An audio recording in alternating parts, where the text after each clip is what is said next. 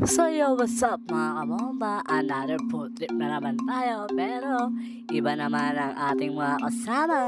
So ayun guys, dadayuhin natin ang pinakasikat na Mr. Pares dito sa Quezon City. Another montage muna.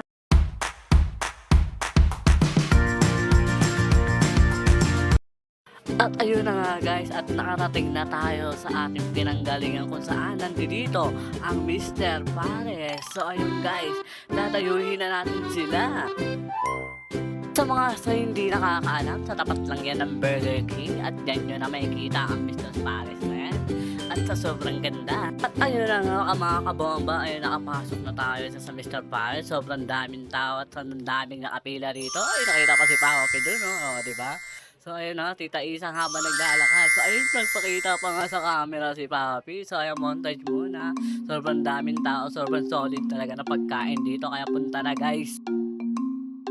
At sa kadahilan ng gutom na kaming lahat ay hindi na namin nakuhaan ng video ang aming in-order na pagkain dito sa Mr. Pares. Siguro to ng aming kagutuman papunta dito sa Mr. Pares along the Quezon City.